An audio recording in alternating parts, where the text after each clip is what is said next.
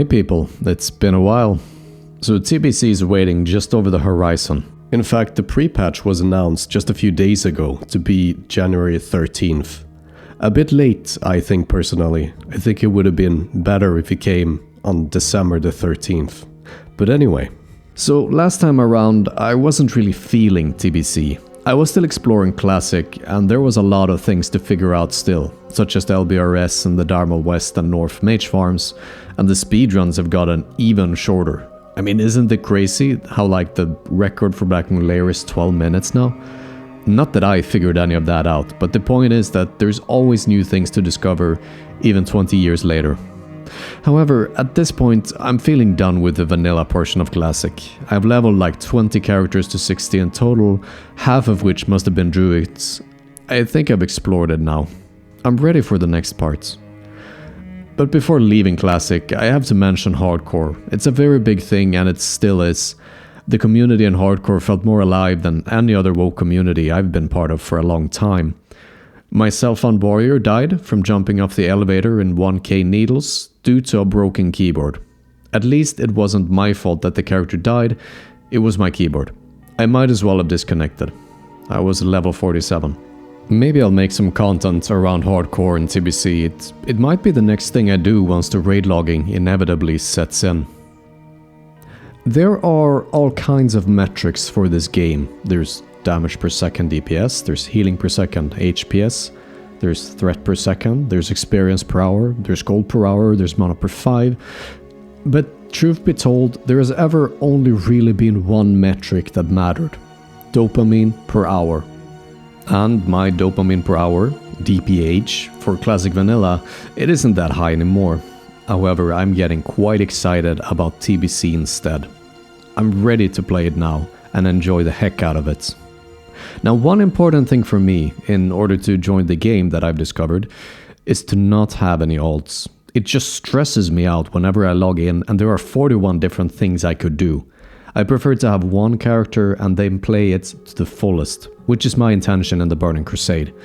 In fact, I even deleted 3 other level 60s just to feel more relaxed when logging in. And only doing a raid once a week means it's gonna take twice as long before I start getting tired of them, compared to doing them twice a week. And you can show this actually mathematically, because if you look at 2 times 1, that is in fact the same as 1 times 2, so you can see that this statement has to be true. So anyway, I'm gonna main tank again. No wait, I'm gonna main a tank again, and maybe I'll main tank. Now I obviously expect to get everything for free, sort of. Like getting paid to tank a dungeon in which I need items anyway. It's pretty convenient. You might expect me to say that I'm joking, but that was honestly how things went in TBC Classic. At least some of the time. I'm not gonna demand gold, I think, but I won't turn it down. Anyway, I'm gonna play Protection Warrior. It's definitely the underdog of tanking in TBC due to really bad scaling. But I think it's also the least explored tank, so that's gonna be fun. It's gonna be really fun seeing what I can come up with. I'll probably make a whole other video on my plans for Protection Warrior in TBC, and then probably make like 1 or 2 videos about, you know, evaluating how that stuff went. Now there are a few things I'm especially excited about when it comes to TBC, and that's partially reputations, the professions, the heroic dungeons, the new specs, the dailies, and something I called the limited daily content, and finally just the atmosphere and the scenery, the music. Anyway, starting out from the beginning, let's talk about the reputations in TBC. So let's say you do a dungeon and your item didn't drop. Did you get anything at all then? In Classic the answer is probably no. However, in TBC, if you needed the reputation, then the answer will be yes. And I like that. I like the model of slowly but clearly making progress towards a goal instead of relying on RNG for a drop. The best is probably the combination. But of course, if you were to force the rep grind by doing 20 dungeons runs in a day, I understand that you hate it. But a simple trick is to stop it and get some help. You know, maybe spread it out over a week or something if possible. Another nice thing about reputations is that they give you even more rewards when you're leveling. I think you could even ignore the experience fully and just focus on reputation instead. If you, for example, need Thrallmar or Honor Hold Exalted, well, just start by doing the dungeons until you're honored, and then you could do all the quests in Hellfire Peninsula, and then you could move on. I actually like the game more when I'm hiding the experience bar. Unironically, it helps me focus more on the dopamine per hour, DPH, rather than the experience per hour, and it helps me basically stop playing for the day when I feel like I'm not having fun anymore. Now, I have some ideas about making reputation guides for TBC, looking at how you might want to plan your leveling route in order to maximize reputation gains instead of maximizing your experience gains. I think it's more enjoyable progressing on many things at once rather than one at a time. So maybe spend the time to level professions, focus on reputations, and just let the experience come as a side effect of doing those things. Maybe look at some attunements along the way as well.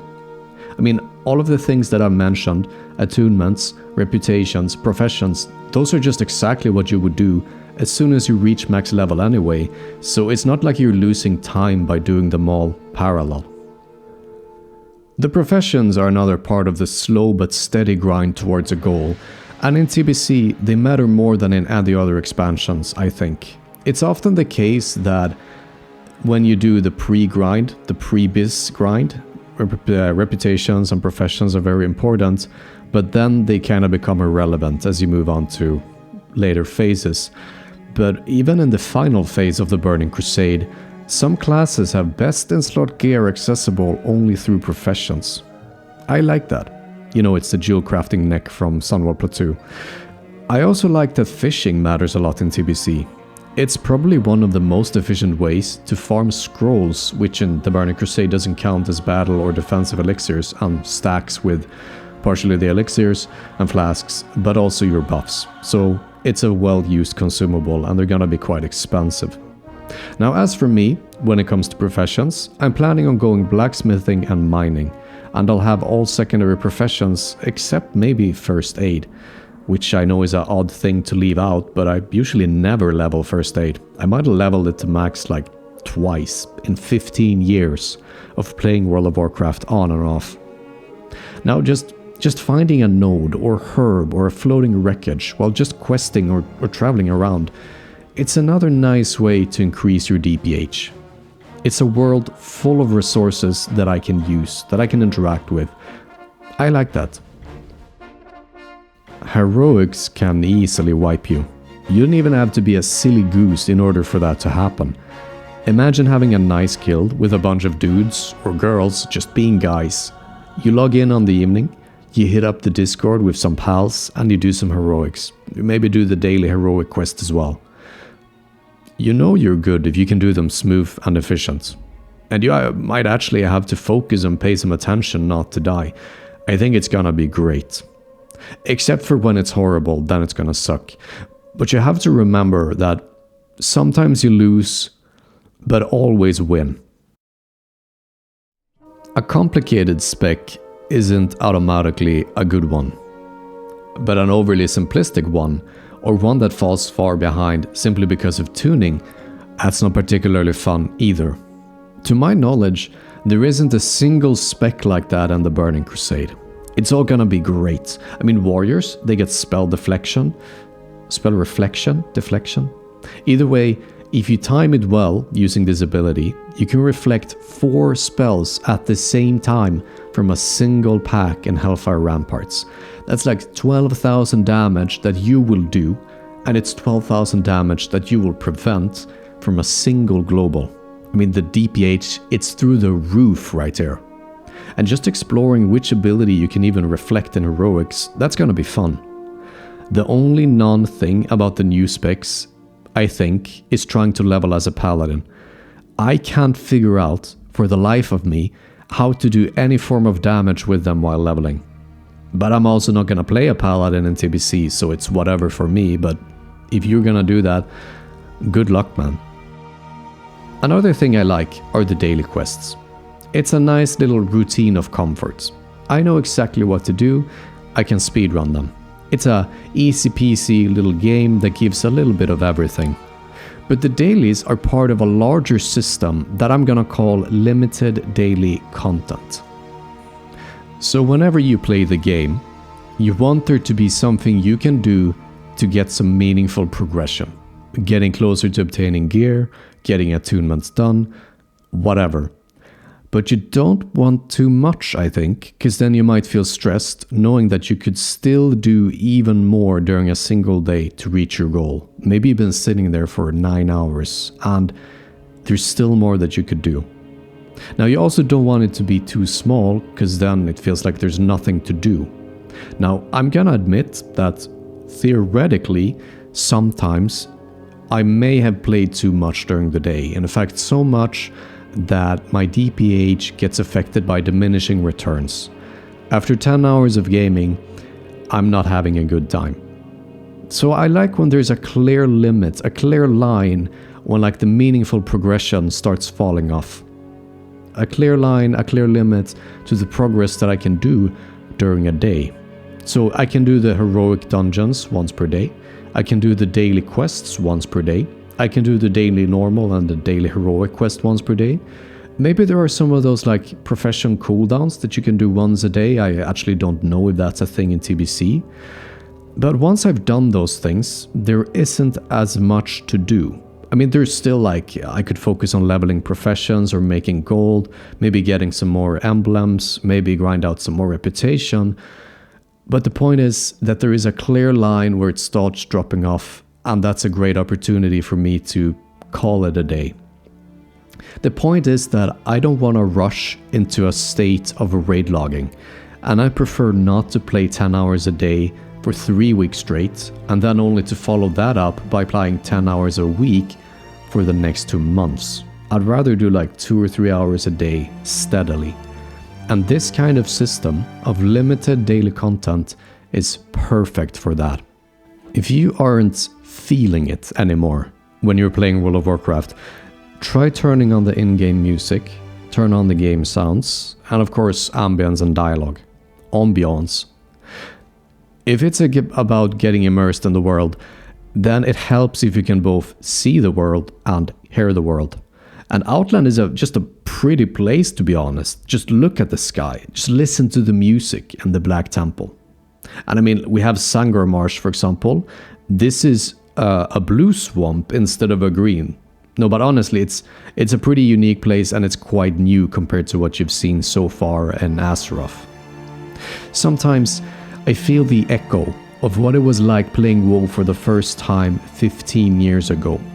That time is gone, but I remember specifically the level of the mob being something that caused my dopamine per hour to surge.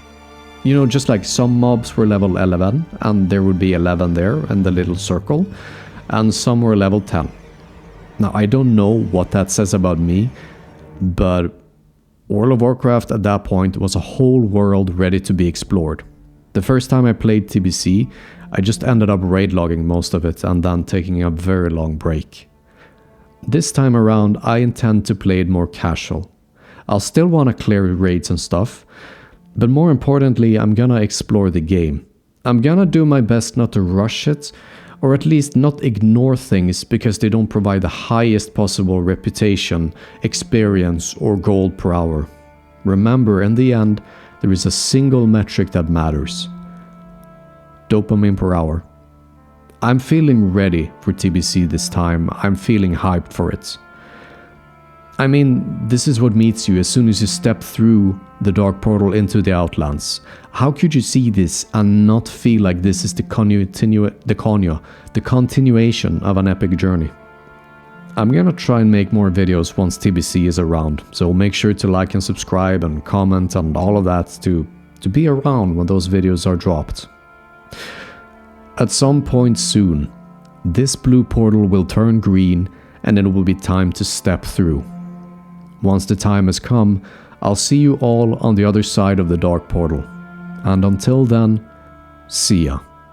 Also, I'll probably be back soon with another video, but bye bye.